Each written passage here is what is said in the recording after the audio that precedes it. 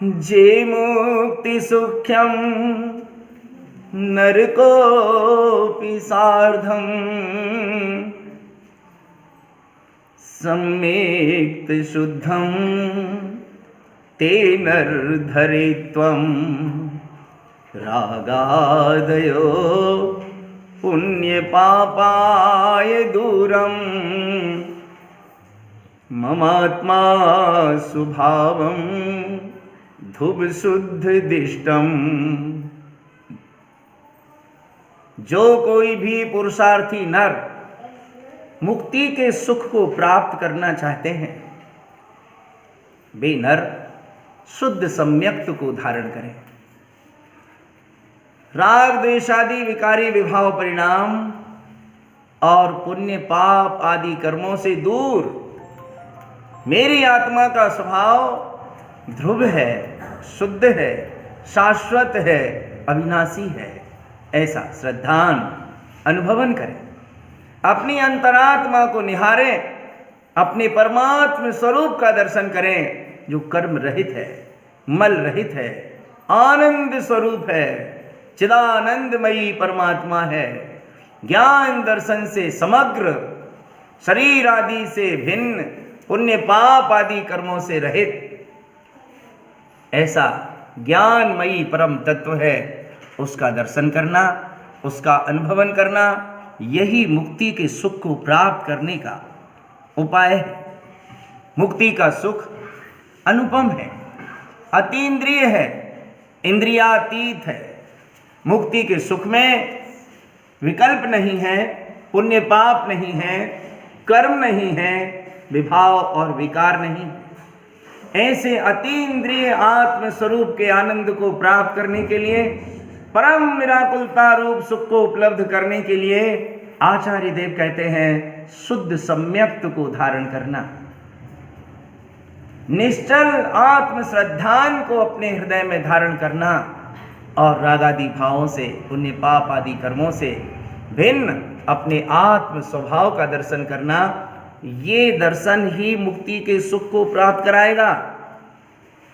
लेकिन ये मुक्ति का सुख उन्हें प्राप्त होगा जिन्हें संसार में सुख लगना बंद हो गया है, जिन्हें संसार दुख रूप लगता है, वे जीव मुक्ति के सुख को प्राप्त करने के अधिकारी होते हैं। ये सूत्र ख्याल रखिए। जिन्हें संसार सुखरूप लगता है वे मिथ्या दृष्टि हैं, और जिन्हें संसार दुख रूप लगता है वे सम्यक दृष्टि हैं। अपने को संसार कैसा लग रहा है? दुख रूप। जैसा भी लगता हो उसे अंतर में देखना है, अपनी अंतरंग प्रतीति में लेना है, और यदि सचमुच ये संसार दुख रूप लगता हो तो शुद्ध सम्यक्त को धारण करने का अवसर है। इस मनुष्य जन्म में ही ये मौका है, और ये अवसर अगर हमने किसी भी तरीके से चुका दिया, चूक गए, थोड़ी सी भी भूल हो गई, तो ऐसा अवसर दोबारा प्राप्त नहीं होगा। मनुष्य जीवन बहुत अनमोल क्षण है।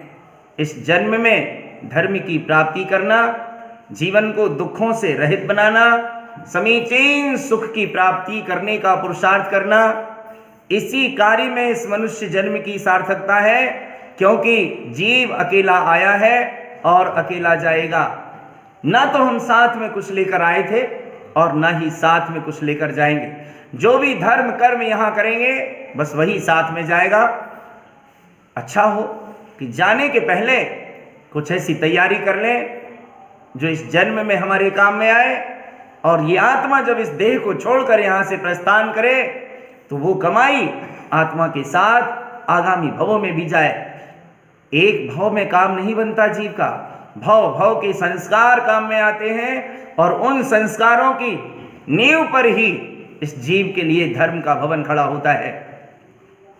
अपने अंतरंग जीवन में उन संस्कारों का बीज डालना है, श्रद्धा का, ज्ञान का, जिनवाणी के श्रवण का, आत्मचिंतन मनन का, संसार शरीर भोगों से वैराग्य का, आत्मा की भावना का। ये सारी चीजें हम प्रयत्न में लेंगे, पुरुषार्थ के मार्ग में इनका उपयोग करेंगे, तो वे संस्कार अंतरंग में बैठेंगे, जिन संस्कारों पर जीवन का आनंद और निराकुलता का महल खड़ा होगा, इस जन्म की सार्थकता का सूत्र हस्तगत होगा।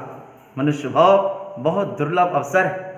आचार्य श्रीमद जिन तारण स्वामी जी महाराज ने अपने इस मालारोहण ग्रंथ में संसार के सभी जीवों को ये प्रेरणा प्रदान की है कि हे आत्मन, तुम्हारे अंतरंग में अनंत गुणों का भंडार छिपा हुआ है। एक बार उस अनंत गुणों के भंडार की ओर निहार कर देख लो और उन गुणों की माला गूंथ लो। बस इसी का नाम मालारोहण है। उन गुणों की माला गूंथने का पुरुषार्थ ही मालारोहण है। और यही जीव की सच्ची कमाई है जो यहाँ काम में आएगी। और ये आत्मा शरीर को छोड़कर जहाँ भी जाएगा वहाँ ये कमाई काम में आएगी। इस मार्ग में जाति पाति का, पंथवाद का, गरीब अमीर का, छोटे बड़े का कोई भेदभाव नहीं है। इसीलिए गुरुदेव ने लिखा, जे मुक्ति सुखम नरकोपि सार्धम। जो कोई भी नर, बस ये शर्त रखी है कि पुरुषार्थी होना चाहिए, आत्म कल्याण की भावना से ओतप्रोत होना चाहिए, संसार शरीर विषय आदि से परम वैरागी होना चाहिए और ये लक्ष्य हो उसका कि मुझे संसार के दुखों से छूटना है और मुक्ति को प्राप्त करना ही है।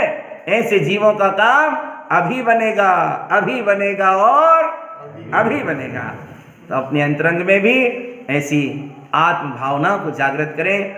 इस मुक्ति के परम सुख की लालसा, जिज्ञासा को अपने अंतरंग में जगाएं। वर्तमान में ही भाव मोक्ष को प्राप्त करके इस जन्म को सफल और सार्थक बनाएं। यही श्री गुरु का हम सबके लिए मंगलमय संदेश। बोलो श्री गुरु महाराज की जय हो।